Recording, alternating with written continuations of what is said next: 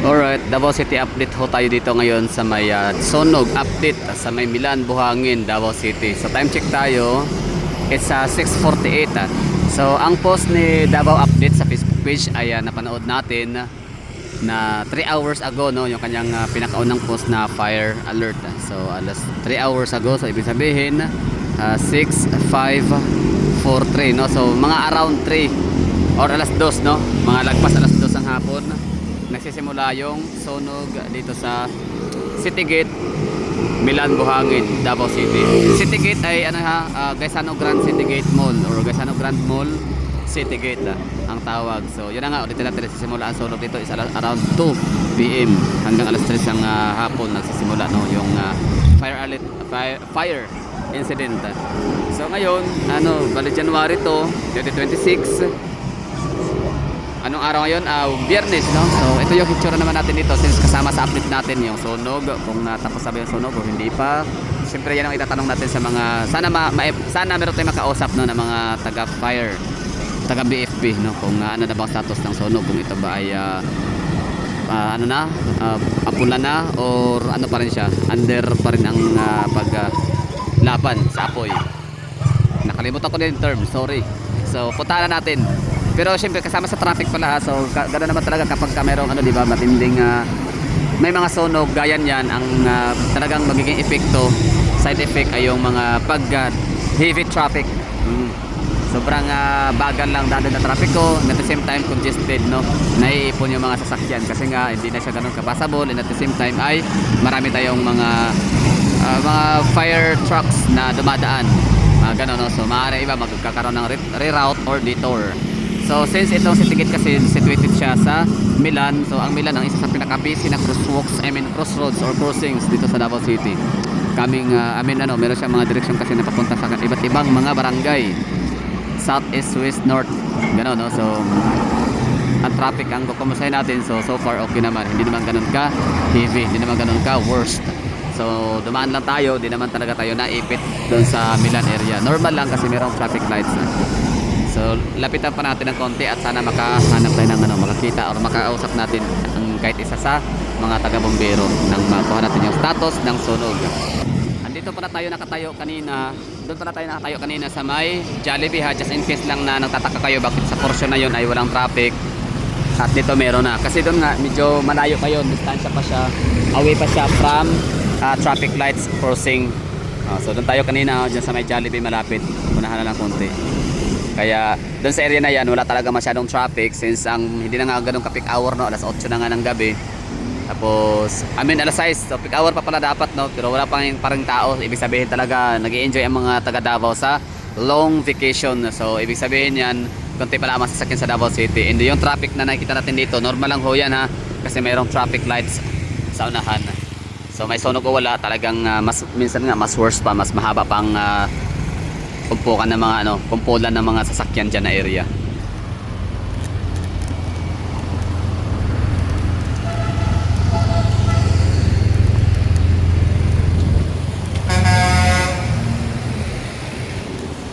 Normal lang na, it's a normal traffic congestion dahil sa traffic lights.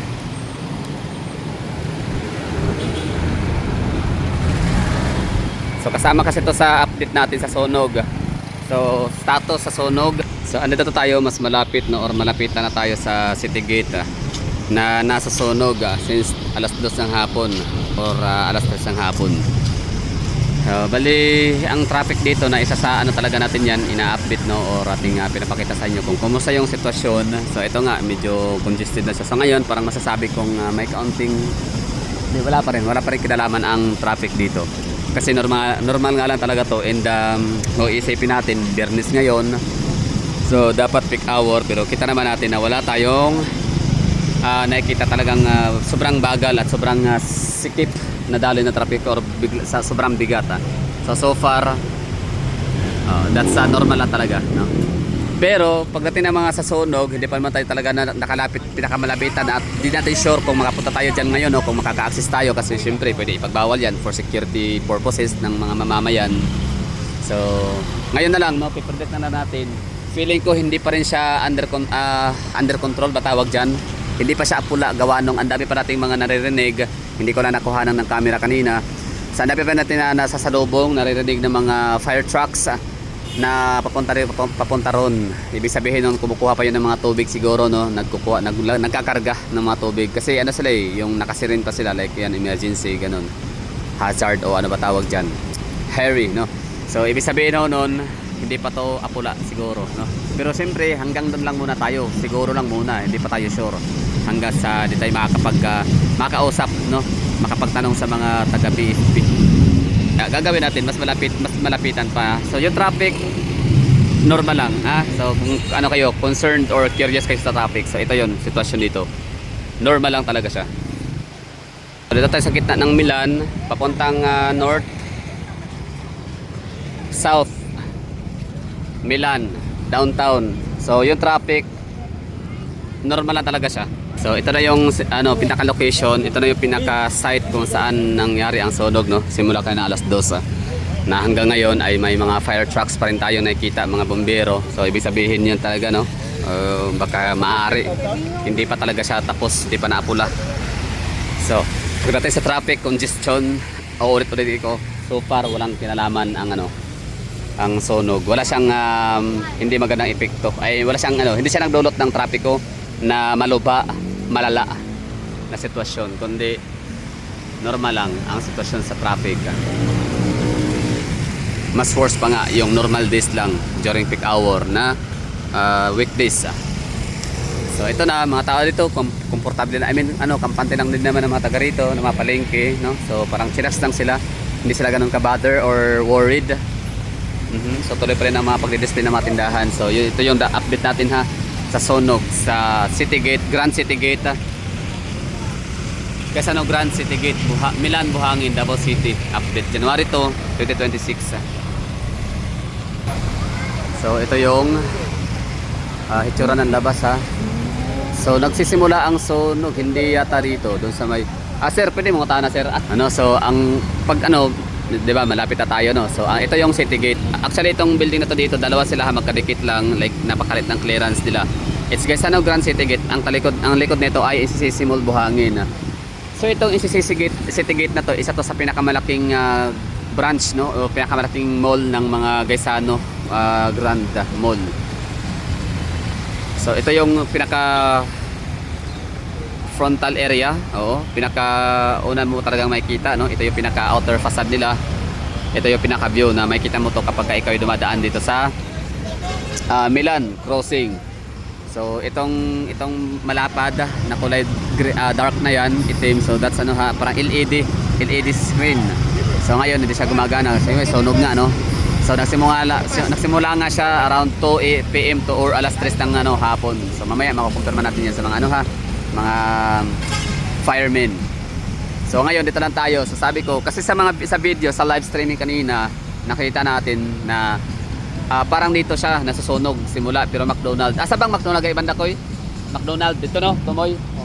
Oo na nga. So talagang mas malaki yung sunog doon talaga sa McDonald area. So sabi ko nga parang likod nga siya na portion area. So tama ako, tumpak na nasa likod McDonald area. So third floor daw. So, ang sa third floor, ito kasi, alam naman ninyo na ako yung nagpupunta na dito, nag-vlog ako palagi. I mean, hindi naman palagi, pero mostly, marami-rami rin ako mga vlog featuring Gaisano Grand City Gate na inikot ko, tinor ko siya. So, pagkakaalam ko, yung third floor ay located yung mga garments o RTWs, no? Sa mga dry goods, RTWs. So, pag dyan magsisimula ang sunog, ibig sabihin yan, or yun ang masasunog, ibig sabihin, ang bilis kumalat talaga yan kasi mga tela, mga damit, no? So RTWs, tapos paano ko siya na distinguish or na recognize na yan yung RTWs area, kasi sa may RTWs area dyan ako pumupunta para sisilip sa kanilang window glass or yung transparent glass para ako yung makakita ng medyo mas overlooking na perspective. So yun, ibig sabihin ito yun ang update natin at may bombero. Ayun, may bombero. Anyway, so bali ang perspective nga na pinuntahan natin dati lagi kapag andyan tayo sa third floor para sa overview na perspective. So mga RTWs, mga garments, mga damitan, ganyan. So yun, dyan tayo sumisilip para makita ko yung yun na nga, overview or overlooking area. So McDonald, no, where are you? Kasi dito Jollibee. Yan. At At yung Jollibee, sabi naman lang Mang Inasal daw nagsimula, hindi siya Mang Inasal nagsimula. Kasi ang Mang Inasal ay situated in ground floor. Okay, meron na silang picture taking. So baka yan ay ibig sabihin ay tapos na. Oo. Tingnan natin.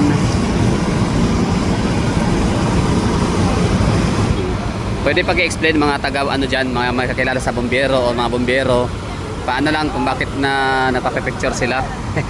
Ibig sabihin ba tapos na, no? Okay, sa Grand City Gate pala ha, ano lang, trivia tayo dito ng konti.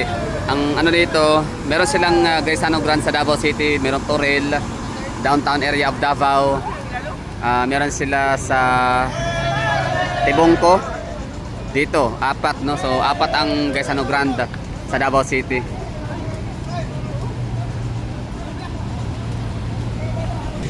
Far out na.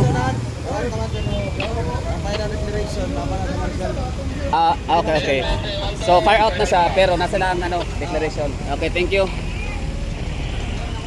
So ano daw no, taga BFP sila pero sa fire marshal daw talaga dapat ang confirmation. So fire out na. So far out na siya. Confirmation declaration na lang ang kailangan sa marshal. So puntahan natin sa unahan. So andan yung mga taga fire marshal natin. So sila, I think mga volunteer, I don't know. So ito Matina IT Park. So sila mga na-picture taking, mga fire volunteer or mga basta fire volunteer, fire rescue. So sila ay taga Matina IT Park. So I think mga lahat ng IT Park yata ng mga business park ay meron talaga dapat na mga fire trucks para agad-agad sila no magresponde sa kailang establishment na sunog. Pero yun na nga, let's go to fire marshal. Sana makuha tayo ng info kung fire out na ba talaga at ano yung pinaka-exact na oras nagsimula ang sunog.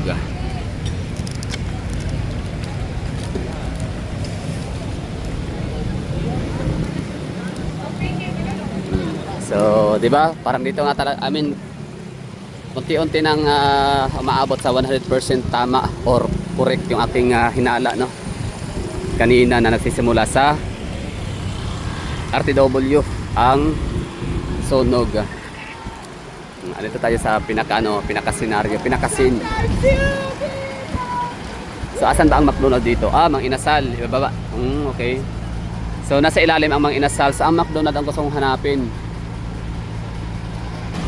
Likod pala nito ay Amani. Amani ba 'yon yung yung sa condominium, no? So far safe naman ang condominium kasi hiwalay naman sila sa shopping mall or sa mall.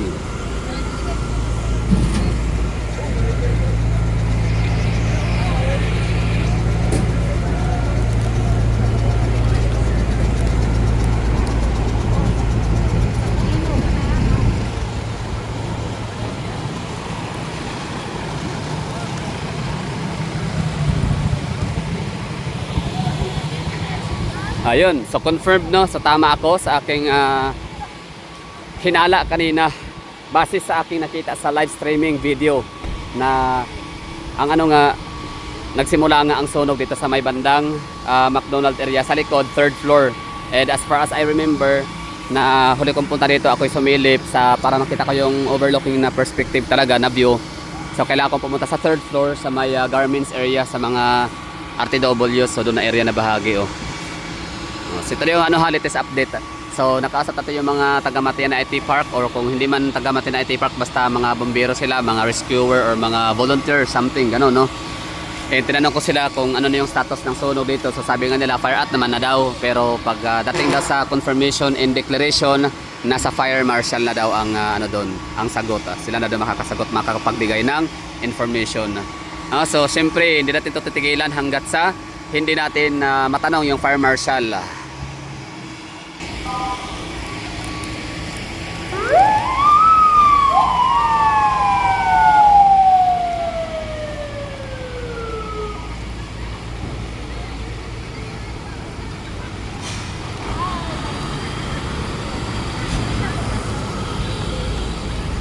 Hanap din ng fire marshal na mo din kausapin at matanungan.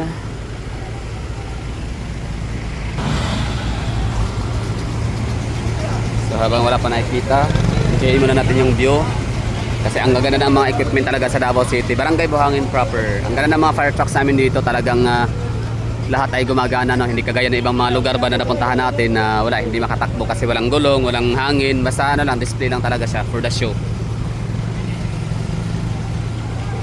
Davao Firefighters. 6:30, 7:11 na. Sa mga 6:30 gideclare nga fire out na. Sa Marshall gid Okay. Pasang oras na nagsugod daw. Namoy ano kanang pinaka alas 3, alas 2 sana.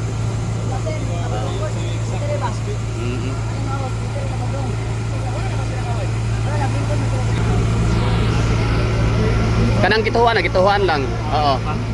Sir, magbabot lang. Lagi dapat lagi no kanang sergeant no. Lizard man po Tama. PIS, dito po si Chong. Nato diri. Nagpa-press briefing lagi ko. Sige. Dito tayo ng mga grupo ng merong mga mainstream media. I don't know kung may mga vlogger pa dito nag-aabang. So syempre, maintindihan natin yan na hindi sila basta-basta nagbibigay ng mga information tungkol diyan kasi nga merong mga investigator.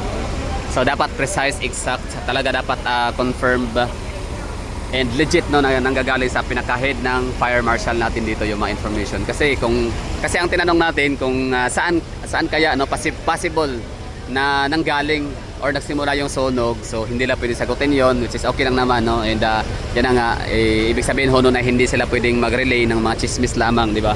So dapat talaga ay confirmed. Pero meron naman daw magkakaroon na ng press briefing daw ngayon no, baka daw. So is IC. So tingnan natin kung pwede, pero wala tayong microphone, wala tayong gadget. I mean device natin, cellphone lang. So tapos syempre pag press briefing, gaya itong setup, di naman nakahawak ng microphone no, walang preparation. So mga ganyan, parang ambush lang na interview. So di ko kilala kung sino tong mga to. So yun lang, basta update tayo dito, wala na tayong kunin pa ibang information. Ang mahalaga lang talaga ay fire out na siya no. So ang sabi ng fire out is nasa mga 6:30. So time check tayo. 7:15 no. So ibig sabihin malapit na mag-iisang oras na dineclare ng fire marshal ang fire out no.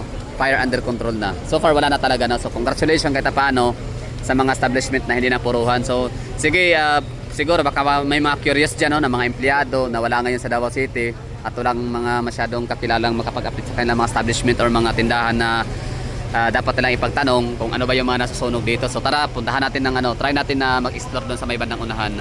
So diri nga portion mga cellphone tanan no, gadget. So mano inyohan na puruhan gyud. So unsay status sa inyong tindahan? I mean kanang urot gyud limas tanan. Dito na mo ma-check kay dito ko sudlan lagi. Okay. Dito pwede na po sudlan para ma-checking lang. Namoy idea sa nag-start oras gyud kanang like mga alas 2 alas 3. Alas 3 gyud siya. Okay, so ato na i-confirm alas 3 nag-start ang sunog. Okay, tas sa fire out 6:30. So nagtakbo din siya ng mga 3 hours and a half. So ang start, di ba tama to sir no, RTW sa unahan dito sa Tumoy, third floor sa quad. Kana yung yung area is second floor na o third floor? Second. First inyo ha. So kanang nabangag nga kuan, glass, inyo na dili. Dili. Okay. So third floor gaga start no. Sige sir, salamat. Oo.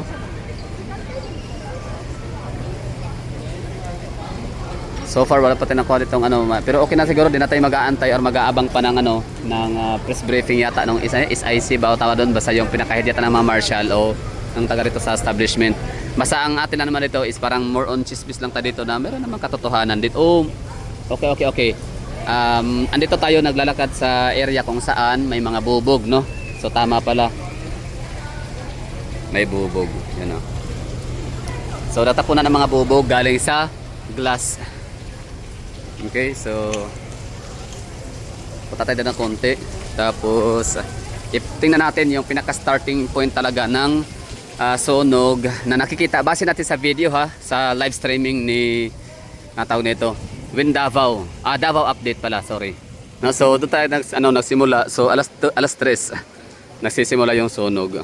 So time check tayo 7:80 na no. So nag-fire out declared ang fire marshal, ulitin ko, ng 6:30 ng hapon. So base sa video, ulitin ko, pagbabasihan natin yun, dito nag-start yung Ito yan ha, bali base sa ating nakitang live video kanina ni Davao Update. So talagang nagsimula dito sa McDonald, and yun na nga dahil sa ako naglalakwat siya dito sa lugar na to. Minsan na natin itong tenor at iniko talaga ang buong gusali na nasa napakalaki, talagang inaabot ng napakatagal, no, ilang minuto din ang pag-iikot ko na yon. So talagang nasuyod ko lahat ng mga kasulok-sulukan. So sa pinaka third floor ay makikita yung ating mga gustong lugar, no, yun na nga cinema. Isa yan pahingahan natin pag dati nung araw, di pa yung also yung mga social media. Pero yun na nga sinihan. Pero dito na area portion ang totoo mga RTWs. Pero maaari hindi ako sure kasi ang RTW sa tinutukoy ko sa inyo na ako'y dumudungaw para makuha ko ng perspective na overview. So doon yun na area. So itong City Gate is tatlo ang parang meron silang meron silang apat na entrance and exit area. So doon sa unahan, pinaka frontal area kung saan makita yung LED screen nila. Tapos ito sa gitna naman may mga inasal, mga pagkainan. At ito naman yung likod, pangatlong entrance exit area sa may McDonald. Ayan. Yes, parang pag-garden nila. Tapos ito naman yung ama ni ano ba tawag diba, sa condominium ng ng Gaisano. Tapos sa likod nito mayroon ding entrance area para sa mga parking space or mga may sasakyan. So ito na, no, McDonald. So ano ba mga establishment na dito, McDonald? Oo, yung pinaka-visible lang ha. Hindi na tayo masyadong pupunta pa sa mga unahan na hindi natin masyadong kita. So ang pinaka-visible dito na establishment na talagang affected is number 1 is McDonald. Number 2, we're talking about fast food sa may ground floor area. So McDonald, Mang Inasal, tapos yun puro na mga fast food restaurant talaga, no, sa pinakabuong at pinaka-ground floor area. Tapos sa second floor area naman, mga gadgets, devices, mga cellphone stores, mga ganyan. So, tas sa gitna na bahagi, mga grocery, tapos RTWs, medyo mas likod pa ng konti. So, yun po yun. Tapos doon sa may unahan, sa may bungad bandang atrium area, sa pinaka-atrium, akyat ka ng elevator, and at the same time, pwede ka rin escalator. Pagdating mo na third floor, sa medyo sa central part, central portion ay cinema. So, ang sabi nung nakausap natin kanina earlier na mas ang nasunog mula daw dito hanggang doon sa likod. Kasi pansin ko, parang walang masyadong damage dito na area at saka doon sa may frontal area. So, ibig sabihin, so maaaring nasunog yung sa may activity area and sa may tawag nito, sa may cinema area, tsaka dito din mga mga RTWs. Pero lahat ng 'yon ay maaari lamang, no, kasi hindi talaga siya confirmed ba kung alin talaga yung pinakamalaking napuruhan na damage na parte ng shopping mall. Basta sure tayo dito sa third floor McDonald area nag-start ang sunog. So that will be all. Thank you for watching. Sana nagustuhan yung natin chismis dito na balita update ha. So traffic, lahat, congestion, tao, siksikan lahat. So ulitin ko, nagsimula ang sunog alas 3 ng hapon. Nagsimula sa third floor dito sa may McDonald area. And nag-declare ang ating fire marshal around the 6:30 na fire out na yung sunog. So that will be all. Thank you for watching and Happy New Year. Ingat tayong lahat ha. So walang pinipiling araw, pitsa ang sakuna ang gaya nito. So pag sunog talaga yan. Mapaha New Year man yan, Pasko, ano pa man.